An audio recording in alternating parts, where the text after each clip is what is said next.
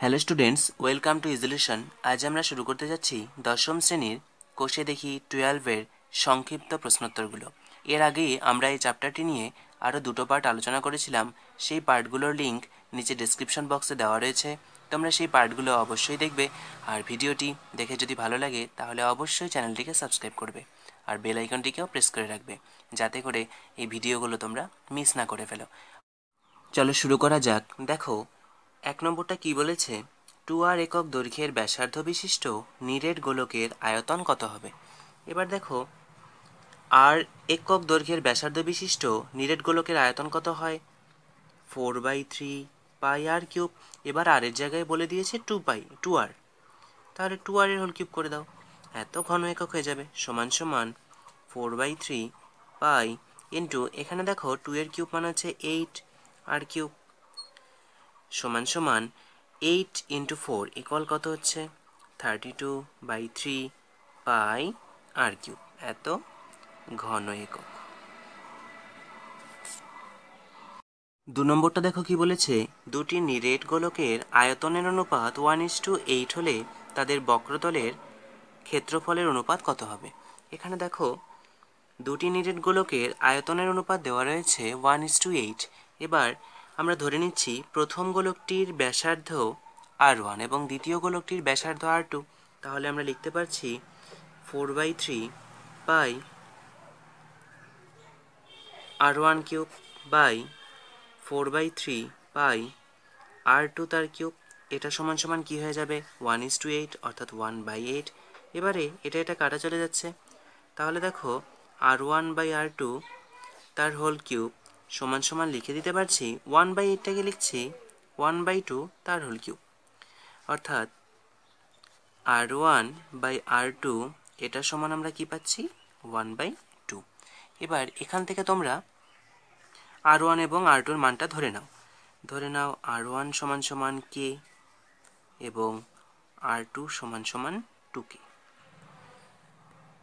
তাহলে তাদের বক্রতলের ক্ষেত্রফলের অনুপাতটা কি হচ্ছে দেখো, 4 pi r1 square is to 4 pi r2 square. এবার দেখো 4 পাই কাটা চলে যাচ্ছে, তাহলে কি পাচ্ছি আমরা r1 square is two r2 square. এবার r1 মানে রয়েছে k, অর্থাৎ k square is two r2 মানে রয়েছে 2k, অর্থাৎ r2 স্কোয়ার মানে হচ্ছে 4k স্কোয়ার। এবার দেখো k স্কোয়ার চলে যাচ্ছে, তাহলে আমরা এখান থেকে কি পাচ্ছি 1:4। 3 নম্বরটা কি বলেছে দেখো, 7 সেন্টিমিটার দৈর্ঘ্যের ব্যাসার্ধ বিশিষ্ট নিরেট অর্ধগোলকের সমগ্রতলের ক্ষেত্রফল কত। আমরা প্রথম পার্টে আলোচনা করেছিলাম যে একটি নিরেট অর্ধগোলকের ক্ষেত্রে সমগ্রতলের ক্ষেত্রফল হয় 3 পাই আর স্কোয়ার। ঠিক আছে, এটা কিভাবে হয় সেটা ওখানে আলোচনা করা রয়েছে, তোমরা ফার্স্ট পার্টটা অবশ্যই দেখে নেবে। তাহলে এখান থেকে কি পাচ্ছি 3 পাই ইন্টু আর মানে হচ্ছে 7, অর্থাৎ 7 স্কোয়ার সমান সমান 3 পাই ইন্টু 49 সমান সমান হচ্ছে 147 পাই, এত বর্গ সেমি বা সেমি স্কোয়ার। 4 নম্বরটা দেখো কি বলেছে, দুটি নিরেট গোলকের বক্রতলের ক্ষেত্রফলের অনুপাত 16:9 হলে তাদের আয়তনের অনুপাত কত হবে। আমরা ধরে নিচ্ছি প্রথম গোলকের ব্যাসার্ধের দৈর্ঘ্য r1 এবং দ্বিতীয় গোলকের ব্যাসার্ধের দৈর্ঘ্য r2। তাহলে দেখো কি পাচ্ছি 4 pi r1 square by 4 pi r2 square সমান সমান বক্রতলের ক্ষেত্রফলের অনুপাতটা দেওয়া রয়েছে 16:9, অর্থাৎ 16/9। এখানে দেখো 4 পাই কাটা চলে যাচ্ছে, অর্থাৎ r1 square by r2 square সমান সমান 16/9। এবার এখান থেকে r1/r2 তার হোল স্কোয়ার করে দিচ্ছি, সমান সমান 16/9কে আমরা লিখতে পারছি 4/3 তার হোল স্কোয়ার। আর এখান থেকে কী পাচ্ছি দেখো r1/r2 সমান সমান 4/3।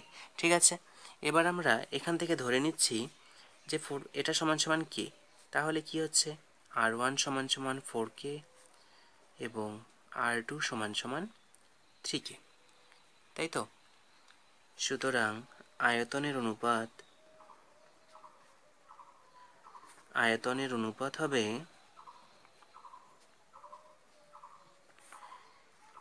দেখো R1 ব্যাসার্ধ বিশিষ্ট গোলকের ক্ষেত্রে আয়তন হচ্ছে 4/3 পাই R1 কিউব, এবং R2 ব্যাসার্ধ বিশিষ্ট গোলকের ক্ষেত্রে আয়তন হচ্ছে 4/3 পাই ইন্টু R2 তার কিউব।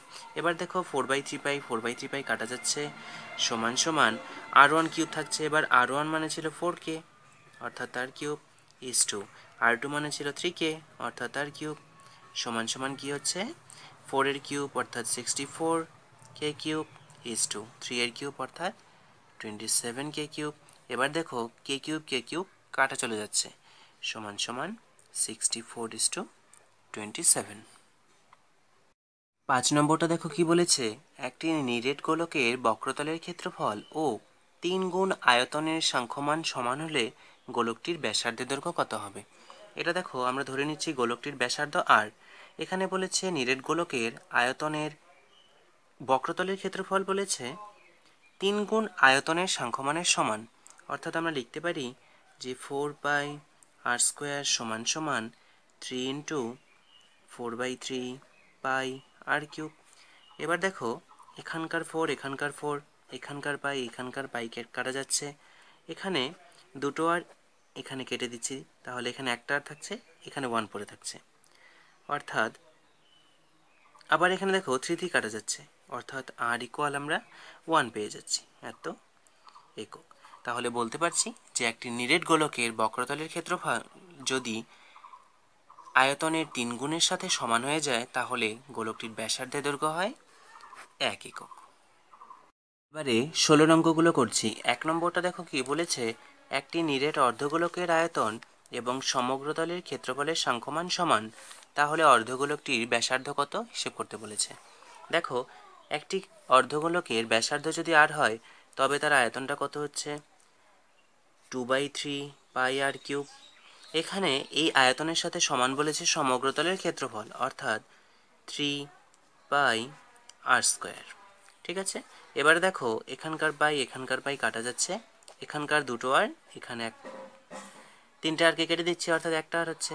এবার দেখো এখান থেকে কি আসছে 2 আর সমান সমান 3 ইন্টু 3 ইকুয়াল 9, অর্থাৎ আর সমান সমান 9/2 ইকুয়াল 4.5।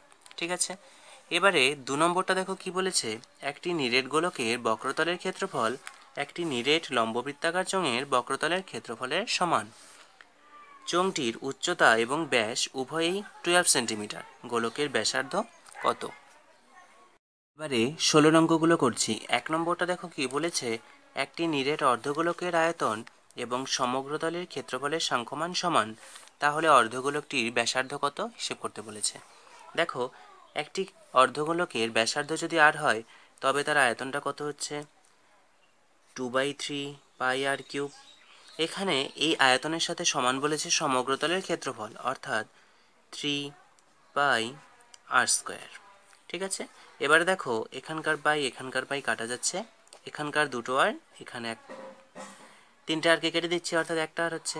এবার দেখো এখান থেকে কি আসছে 2 আর সমান সমান 3 ইন্টু 3 ইকুয়াল 9, অর্থাৎ আর সমান সমান 9/2 ইকুয়াল 4.5। ঠিক আছে, এবারে 2 নম্বরটা দেখো কি বলেছে, একটি নিরেট গোলকের বক্রতলের ক্ষেত্রফল একটি নিরেট লম্ববৃত্তাকার চোঙের বক্রতলের ক্ষেত্রফলের সমান। চোঙটির উচ্চতা এবং ব্যাস উভয়ই 12 সেন্টিমিটার। গোলকের ব্যাসার্ধ কত।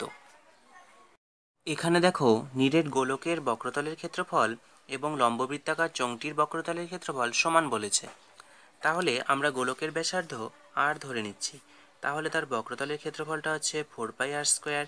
এটা কার সঙ্গে সমান হবে, লম্ববৃত্তাকার চোঙের বক্রতলের ক্ষেত্রফলের সঙ্গে। এবার লম্ববৃত্তাকার চোঙের বক্রতলের ক্ষেত্রফলটা হচ্ছে 2 পাই আর এইচ।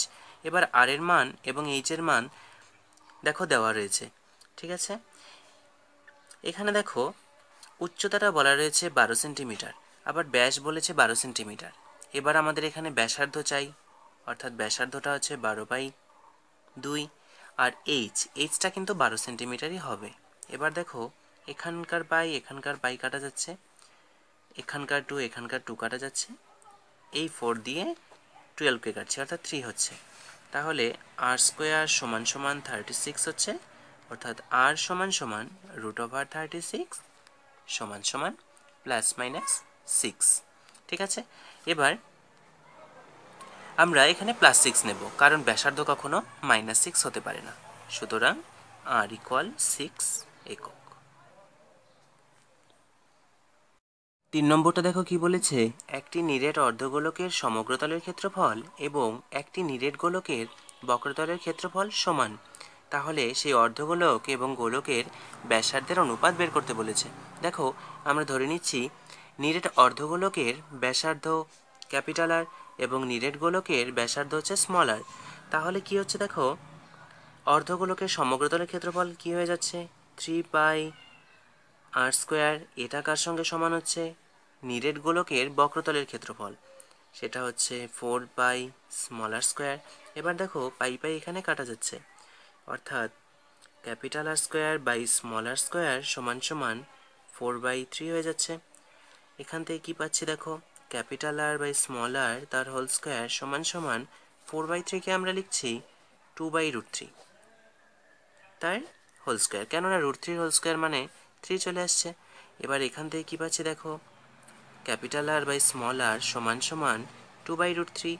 সুতরাং R/r সমান সমান 2:√3, অর্থাৎ আমরা এখানে অর্ধগোলক এবং গোলকের ব্যাসার্ধের অনুপাত বের করতে পারলাম, যেখানে আর R ছিল অর্ধগোলকের ব্যাসার্ধ এবং r ছিল গোলকের ব্যাসার্ধ। 4 নম্বরটা দেখো কি বলেছে, একটি নিরেট গোলকের বক্রতলের ক্ষেত্রফল s এবং আয়তন v হলে s³/v², এর মান কত হবে হিসেব করে লিখতে বলেছে।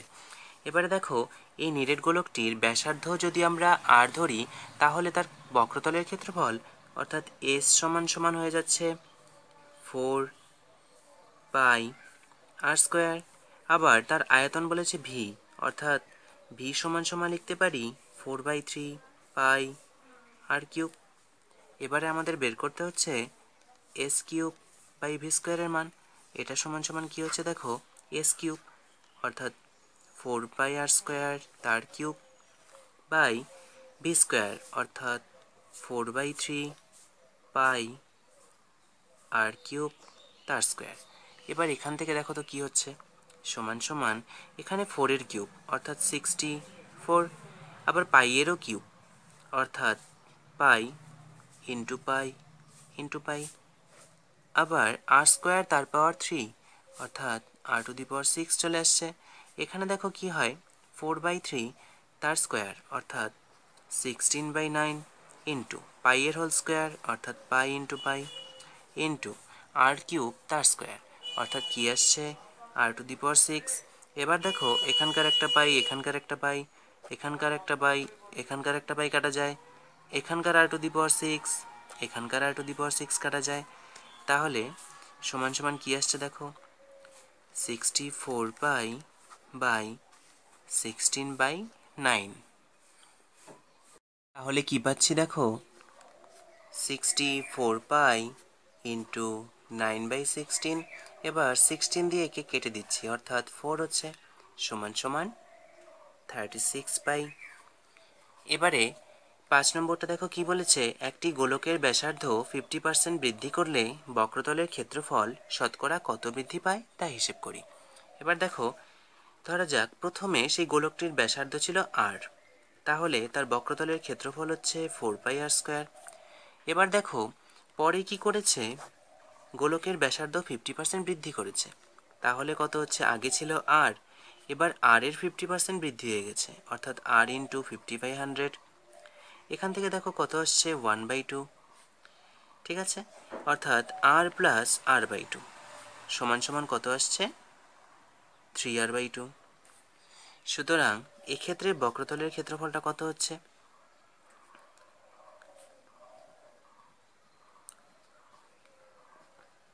বক্রতলের ক্ষেত্রফল এখানটায় হচ্ছে দেখো 4π ইন্টু 3r/2 তার হোল স্কোয়ার। ঠিক আছে, তাহলে শতকরা পরিবর্তন কত হচ্ছে দেখো, সুতরাং শতকরা পরিবর্তন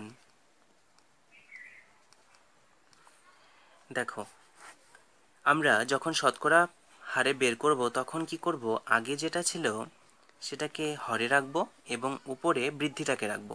এবার বৃদ্ধি কতটা হলো দেখো, এখন হয়ে গেল 4 পাই ইন্টু 3r/2 তার হোল স্কোয়ার। আগে ছিল 4 পাই r স্কোয়ার। এর সঙ্গে কি করব, 100 গুণ করে দেব, সমান সমান। এবার এখানে দেখো, এখানেও 4 পাই r স্কোয়ার, এখানেও 4 পাই r স্কোয়ার, এখানেও 4 পাই r স্কোয়ার রয়েছে, তাহলে 4 পাই r স্কোয়ার কমন নিয়ে নিচ্ছি। এবার এখানে দেখো কি থাকবে, আর তো চলে গেছে, অর্থাৎ 3 স্কোয়ার, অর্থাৎ 9/2 স্কোয়ার, অর্থাৎ 4 মাইনাস 1। এখানে 4 পাই r স্কোয়ার ইন্টু 100। এবার এখানকার 4 পাই r স্কোয়ার, এখানকার 4 পাই r স্কোয়ার কেটে দিচ্ছি, সমান সমান। এখান থেকে কি আসছে দেখো, ইন্টু 100 সমান সমান। আচ্ছা, এখানে 4 হবে, কেননা 4 ইন্টু 1 মানে 4, তাহলে 5/4 ইন্টু 100। এবার 4 দিয়ে একে কাটলে কত হচ্ছে, 25 সমান সমান 125%। অর্থাৎ আমরা দেখতে পেলাম যে একটি গোলকের ব্যাসার্ধ যদি 50% বৃদ্ধি করা যায় তাহলে বক্রতলের ক্ষেত্রফল শতকরা 125% বৃদ্ধি পাবে। ঠিক আছে।